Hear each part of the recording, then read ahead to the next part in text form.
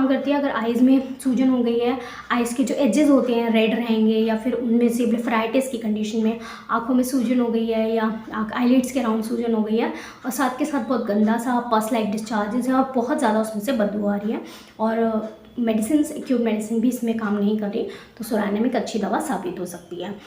Years की condition में, जहाँ पे ईयर के अराउंड छोटे छोटे छिलके से बन जाते हैं, एक्जिमा की कंडीशन हो जाती है, या हर्पीज़ है फेस पे, चिक्स पे जो ईयर्स की तरफ अराउंड फैल रहा है, हर्पीज़ एक कंडीशन होती है तो जिसमें छोटे छोटे दाने होते हैं। हर्पीज़ चिकन पॉक्स का ही एक तरह से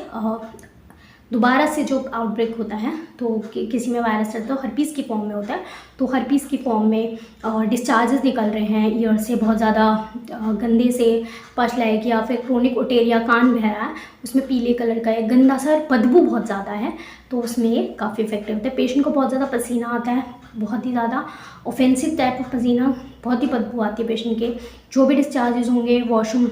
जाएगा, स्टूल्स होंगे, लैट्रिन वगैरह, जो वो भी उनकी बहुत ज़्यादा ऑफेंसिव होगी, या यूरिन बहुत ज़्यादा ऑफेंसिव बदबूदार होगा, तो उसमें सोरानियम पेशेंट के लिए काफ़ी इफेक्टिव होती है। उसको तलवों पे से पसीना आएगा, बहुत ज़्यादा इफेक्टिव मेडिसिन है सोरानियम।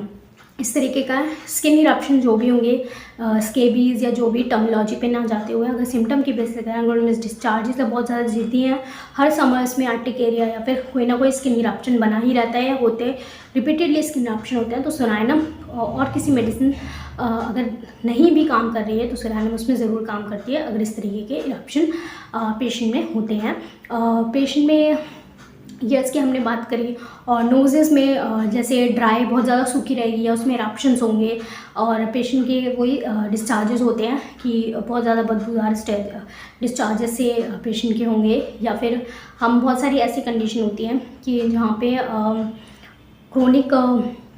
ऐसी कंडीशन हो जाती है कि पॉलिप्स ऐसी कंडीशन हो जाती है, तो वहाँ पर पेशेंट का डिस्चार्जेस या बदबू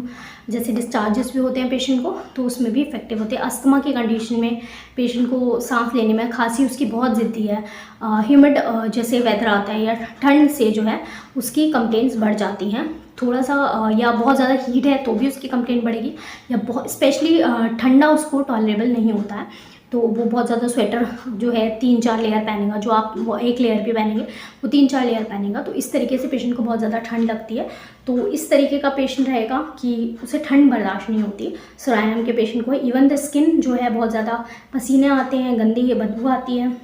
ठीक है, तो इस तरीके का सिम्टम पेशेंट को देखेगा। तो स्किन की कंप्लेंट हो, जो भी डिस्चार्जेस होंगे, एक्ने होंगे, एक्ने में बहुत ज़्यादा जिद्दी टाइप ऑफ एक्ने है, ठीक नहीं हो रहा है, हमने बहुत सी मेडिसिन जैसे मैंने